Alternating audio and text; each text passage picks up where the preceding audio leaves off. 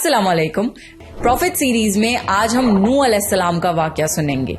नूह अलैहिस्सलाम अल्लाह के ऐसे पैगंबर थे जो तकरीबन 950 साल जिंदा रहे और अल्लाह की तरफ लोगों को दावत दी। अगर आपको प्रॉफिट सीरीज में इंटरेस्ट है तो प्लीज मेरे चैनल को सब्सक्राइब कर लीजिए। चलिए शुरू करते हैं with the real life story of prophet नूह अलैहिस्सलाम।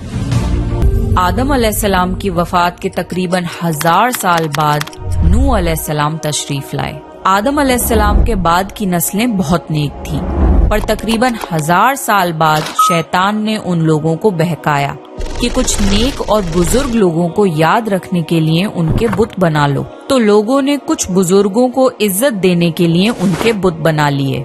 उस वक्त तो बुतों की पूजा नहीं हुई, पर कुछ नस्लों बाद के लोग आहिस्ता आहिस्ता इन बुतों को पूजने लग गए।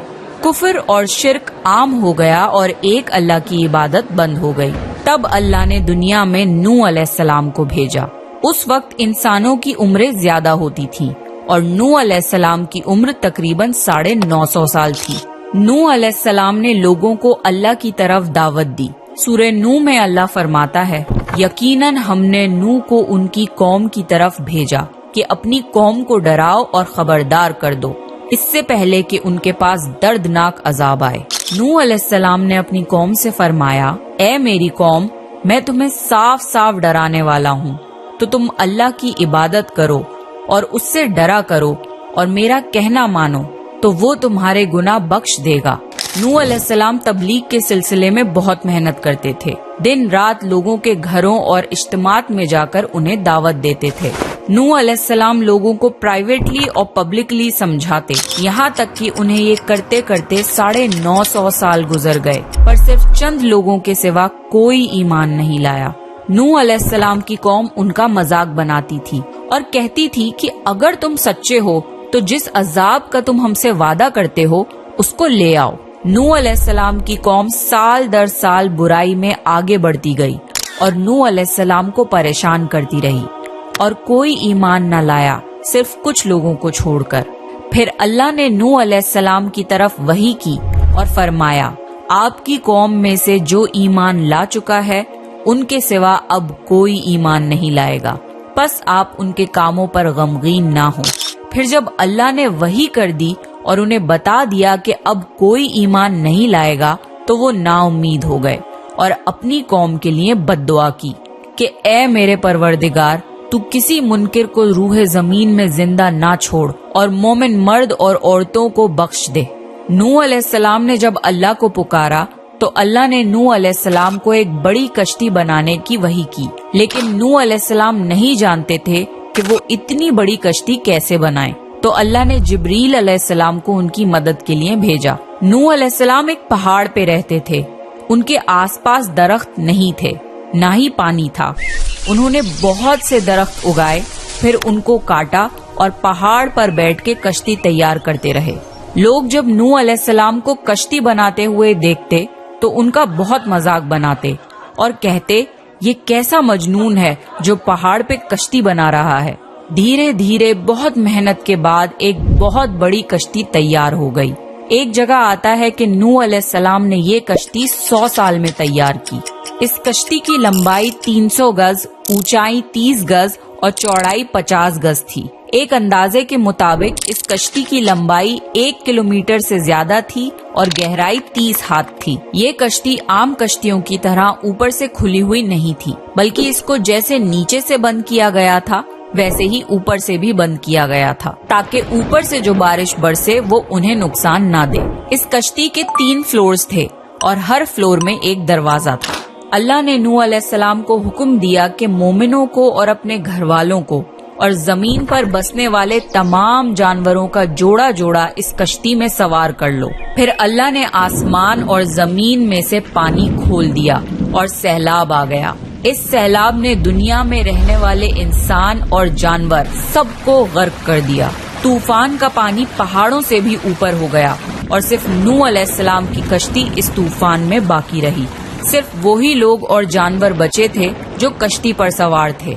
इतने बड़े नबी होने के बावजूद नूह अलैहिस्सलाम का बेटा कश्ती पर ना आया। नूह अलैहिस्सलाम ने उसे पुकारा कि मेरे बेटे, इस कश्ती में आ जा और काफिरों का साथी ना बन।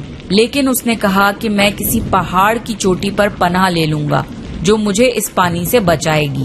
نوح علیہ السلام نے فرمایا کہ آج اللہ کے حکم سے کچھ بچنے والا نہیں مگر وہ ہی جس پہ اللہ رحم کرے۔ باپ اور بیٹے کے درمیان یہ گفتگو جاری تھی کہ ایک طوفانی موج نے ان کے بیٹے کو غرق کر دیا۔ جب نوح علیہ السلام کے سامنے ان کا بیٹا غرق ہو گیا تو ان کی آنکھوں میں آنسو آ گئے اور وہ پکار اٹھے، اور تو نے مجھ سے وعدہ کیا تھا کہ میرے گھر والوں کو نجات عطا فرمائے گا، اور تو تمام حاکموں میں سے بہتر حاکم ہے، لہٰذا یہ ناممکن ہے کہ تیرا وعدہ پورا نہ ہو۔ اللہ نے فرمایا، اے نوح، وہ تیرے اہل سے نہیں تھا کیونکہ وہ کافر تھا۔ کفر نسب کو ختم کر دیتا ہے۔ اللہ نے نوح علیہ السلام سے فرمایا کہ آپ ہرگز وہ چیز نہ مانگیں جس کا آپ کو علم نہیں۔ نوح علیہ السلام یہ بات سمجھ گئے اور فوراً اللہ سے توبہ کی۔ فرمایا، اے میرے پروردگار، میں تیری ہی پناہ چاہتا ہوں اس بات سے کہ تجھ سے وہ مانگوں جس کا مجھے علم نہیں۔ اگر تو مجھے نہ بخشے گا اور مجھ پر رحم نہ کرے گا تو میں خرابی والوں میں ہو جاؤں گا۔